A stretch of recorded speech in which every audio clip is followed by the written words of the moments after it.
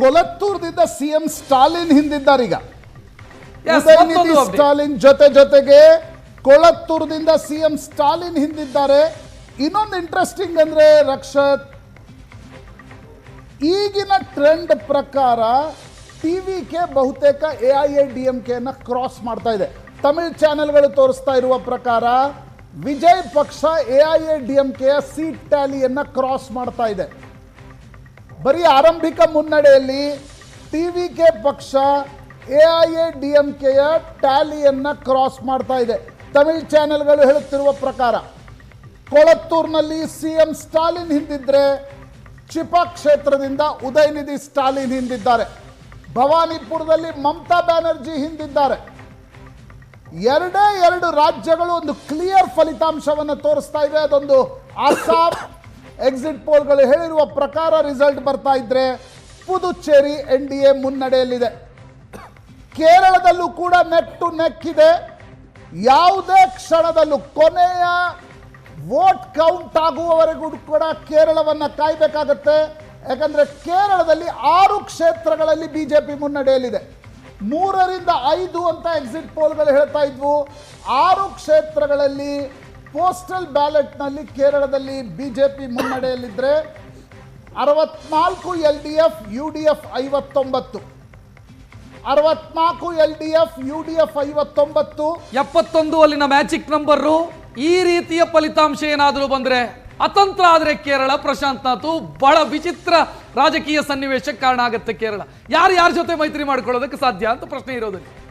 BJP 5ರಿಂದ 6 seat ಬಂತು ಅಂತ ಅನ್ಕೊಂಡ್ರೆ, ಅಲ್ಲ ಬರುತ್ತೆ ಅಂತಲ್ಲ, ಬಂತು ಅಂತ ಅನ್ಕೊಂಡ್ರೆ ವಿಚಿತ್ರ ಪರಿಸ್ಥಿತಿ ನಿರ್ಮಾಣ ಆಗತ್ತೆ ಕೇರಳದಲ್ಲಿ. ಮಧ್ಯಾಹ್ನ 1 ಗಂಟೆ 64 LDF, UDF 59, NDA 6. ಬಹುತೇಕ ಬಿಜೆಪಿ ತೆಗೆದುಕೊಳ್ತಾ ಇರತಕ್ಕಂಥ ಮತಗಳು UDF ನ ಕ್ಲಿಯರ್ ಕಟ್ ಲೀಡ್ಗೆ ಅಡ್ಡಿ ಆಗ್ತಾ ಇದೆಯಾ? ಬಹಳ ಇನಿಷಿಯಲ್ ಟ್ರೆಂಡ್ ಇದು. ಆದರೆ ಕೇರಳದಲ್ಲಿ ಒಂದು ಸ್ಪಷ್ಟ ಬಹುಮತದತ್ತ UDF ದಾಪುಗಾಲು ಹಾಕುತ್ತೆ ಅನ್ನೋದನ್ನು ಹೇಳಲಾಗ್ತಾ ಇತ್ತು. LDF ಕೂಡ ಹಿಂದೆ ಬಿದ್ದಿಲ್ಲ. ಆಂಟಿ ಇನ್ಕಂಬನ್ಸಿ ಹೊರತಾಗಿಯೂ ಕೂಡ LDF UDF ಜೊತೆ ಸಮಬಲದ ಹೋರಾಟದಲ್ಲಿದೆ. ಕೇರಳದ ಫಲಿತಾಂಶಗಳು ತುಂಬಾ ಬೇಗ ಬರ್ತವೆ Rakshath. Tamil Nadu 54 DMK, 54 DMK, AIADMK 25, TVK 15. ಸದ್ಯದ ಇನಿಷಿಯಲ್ ಟ್ರೆಂಡ್ ನೋಡಿದ್ರೆ ಪಶ್ಚಿಮ ಬಂಗಾಳದಲ್ಲಿ 108 ಕ್ಷೇತ್ರಗಳಲ್ಲಿ ಬಿಜೆಪಿಗೆ ಮುನ್ನಡೆ, 105ರಲ್ಲಿ 107ರಲ್ಲಿ. ಈಗ ಸೊ ಸಂಜೆ ತನಕ ಈ ಕುತೂಹಲ ಉಳಿಸಿಕೊಳ್ಳುತ್ತೆ ಅಂತ ಅನ್ಸುತ್ತೆ Paschima Bangala will go to the wire. Haryana ಹೇಗಾಗಿತ್ತು ಅದೇ ರೀತಿಯ ಒಂದು ಹಾವು ಏಣಿ ಆಟ ಪಶ್ಚಿಮ ಬಂಗಾಳದಲ್ಲಿ ನೋಡ್ಲಿಕ್ಕೆ ಸಿಗ್ತಾ ಇದೆ. ಹೊಸ ಜಾಗದಲ್ಲಿ ಬಿಜೆಪಿ ತೃಣಮೂಲ್ ಕಾಂಗ್ರೆಸ್ನ ಸೀಟನ್ನು ಕಸಿದುಕೊಳ್ತಾ ಇದೆ. TMC 108, BJP 109. 294 ವಿಧಾನಸಭೆಯ ಬಲಾಬಲ. 148 ಇಸ್ ಅ ಮ್ಯಾಜಿಕ್ ನಂಬರ್. 109. ಬಹುತೇಕ ಪಶ್ಚಿಮ ಬಂಗಾಳದ 45 ವರ್ಷಗಳ ಇತಿಹಾಸದಲ್ಲಿ ಎರಡನೇ ಪಕ್ಷ 100ರ ಗಡಿಯನ್ನ ದಾಟಿಲ್ಲ. ಯಾವ ಪಕ್ಷ ಗೆದ್ದಿದೆ ಅದು 2/3 ಮೆಜಾರಿಟಿ. ಮೊದಲು ಲೆಫ್ಟ್, ನಂತರ ತೃಣಮೂಲ್ ಕಾಂಗ್ರೆಸ್ ಪ್ಲಸ್ ಕಾಂಗ್ರೆಸ್. ಆದರೆ ಈ ಬಾರಿ ಇನಿಷಿಯಲ್ ಟ್ರೆಂಡ್ ನಲ್ಲಿ ಬಿಜೆಪಿ 109, ತೃಣಮೂಲ್ ಕಾಂಗ್ರೆಸ್ 108. ಈಗ ನಂಬರ್ಸ್ ಮತ್ತೆ 110 ತೋರಿಸ್ತಾ ಇದೆ. ಪಶ್ಚಿಮ ಬಂಗಾಳದಲ್ಲಿ ಇವತ್ತು 293 ಕ್ಷೇತ್ರಗಳ ಫಲಿತಾಂಶ ಬರುತ್ತೆ, ಒಂದನ್ನ ಬಿಟ್ಟು. ಒಂದು ಕ್ಷೇತ್ರದಲ್ಲಿ ಮರು ಮತದಾನ ನಡೆಯೋದಕ್ಕಿದೆ. ಆ ಕಾರಣಕ್ಕಾಗಿ 293 ಕ್ಷೇತ್ರಗಳ ಫಲಿತಾಂಶ ಇವತ್ತು ಪ್ರಕಟ ಆಗುತ್ತೆ. ಸುವೇಂದು ಅಧಿಕಾರಿ 2 ಕ್ಷೇತ್ರದಲ್ಲೂ ಮುನ್ನಡೆ, ನಂದಿಗ್ರಾಮದಲ್ಲೂ ಮುನ್ನಡೆ, ಭವಾನಿಪುರದಲ್ಲೂ ಮುನ್ನಡೆ. ನಂದಿಗ್ರಾಮ ಸುವೇಂದು ಅಧಿಕಾರಿ ಗೆಲ್ಲೋದು ಖಚಿತ ಅಂತಾನೆ ವರದಿಗಳಿತ್ತು. ಭವಾನಿಪುರದಲ್ಲಿ ಮುನ್ನಡೆಯನ್ನು ಸಾಧಿಸ್ತಾ ಇದ್ದಾರೆ. ನಂದಿಗ್ರಾಮದಲ್ಲಿ ಸುವೇಂದು ಅಧಿಕಾರಿಗೆ ಒಂದು ಪ್ರಾಬ್ಲಮ್ ಇದ್ದಿದ್ದು, ಲಾಸ್ಟ್ ಟೈಮು ಸುವೇಂದು ಅಧಿಕಾರಿಯ ಜೊತೆಗೆ ನೆರಳಿನಂತೆ ಇದ್ದಂಥ ವ್ಯಕ್ತಿ, ಅವರ ಜೊತೆಗೆ ಇದ್ದಂಥ ವ್ಯಕ್ತಿ ಎಲೆಕ್ಷನ್ನಲ್ಲಿ ಈ ಬಾರಿ TMCಯ ಕ್ಯಾಂಡಿಡೇಟು ನಂದಿಗ್ರಾಮದಲ್ಲಿ. ಸೊ ಅದೇನಾದ್ರೂ ಚೇಂಜಸ್ಗಳನ್ನು ಮಾಡಬಹುದಾ ಅಂತಿತ್ತು. ಆರಂಭದಲ್ಲಿ ಅದು ಕಾಣ್ತಾ ಇಲ್ಲ. ಸುವೇಂದು ಅಧಿಕಾರಿಗೆ ಯಾವ ಪ್ರಾಬ್ಲಮ್ ಕಾಣ್ತಾ ಇಲ್ಲ. ನಂದಿಗ್ರಾಮದಲ್ಲಿ, ಭವಾನಿಪುರದಲ್ಲಿ ಒಂದು ಎಕ್ಸ್ಟ್ರಾ ಅವರು ಹೇಳಿದ್ರು, ನಂದಿಗ್ರಾಮ ಮತ್ತು ಭವಾನಿಪುರ ಎರಡರಲ್ಲೂ ಗೆದ್ರೆ ನಾನು ಭವಾನಿಪುರವನ್ನು ಉಳಿಸ್ಕೊಳ್ತೀನಿ ಅಂತ. ಭವಾನಿಪುರ ಕ್ಷೇತ್ರವನ್ನು ಉಳಿಸ್ಕೊಳ್ತೀನಿ ಅಂದ್ರೆ ಎರಡರಲ್ಲಿ ಒಂದಕ್ಕೆ ರಿಸೈನ್ ಮಾಡಬೇಕು ಅಂತ ಆದ್ರೆ ನಂದಿಗ್ರಾಮಕ್ಕೆ ರಿಸೈನ್ ಮಾಡ್ತೀನಿ, ಭವಾನಿಪುರವನ್ನು ಉಳಿಸ್ಕೊಳ್ತೀನಿ ಅಂತ ಎಲೆಕ್ಷನ್ ಕಣದಲ್ಲಿ ಸ್ಪಷ್ಟವಾಗಿ ಹೇಳಿದರು. ಎರಡೂ ಕ್ಷೇತ್ರದಲ್ಲಿ ಮುನ್ನಡೆಯಲ್ಲಿದ್ದಾರೆ. ಪೆರಂಬೂರು ಮತ್ತು ತಿರುಚಿ ವಿಜಯ್ ಪಾಲ್ಗೆ ಹಿನ್ನಡೆ ಈ ಕ್ಷಣದಲ್ಲೂ ಕೂಡ.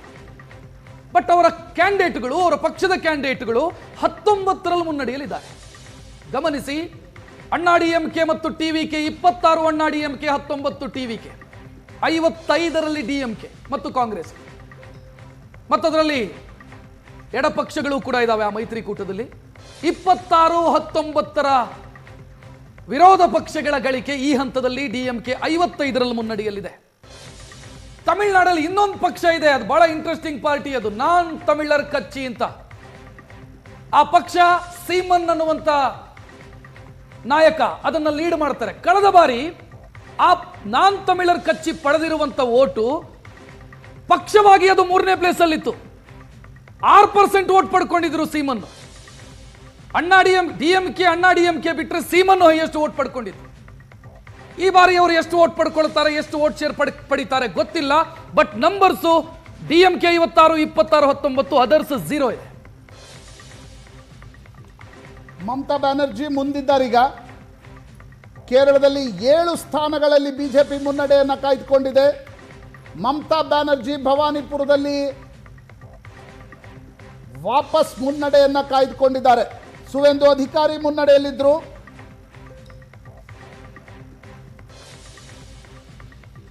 ಕೇರಳದಿಂದ ಬರ್ತಾ ಇರುವ ಮಾಹಿತಿ ಪ್ರಕಾರ ನಮ್ಮ ಸ್ಟುಡಿಯೋದಲ್ಲಿ ನಟರಾಜ್ ಗೌಡ ಇದ್ದಾರೆ. ಅವ್ರಿಗೊಂದು ಒಳ್ಳೆಯ ಸುದ್ದಿ. ಟ್ರೆಂಡ್ನಲ್ಲಿ ಕೇರಳದಲ್ಲಿ ಯುಡಿಎಫ್ ಬಹುಮತದ ಅಂಕಿಯನ್ನು ದಾಟ್ತಾ ಇದೆ.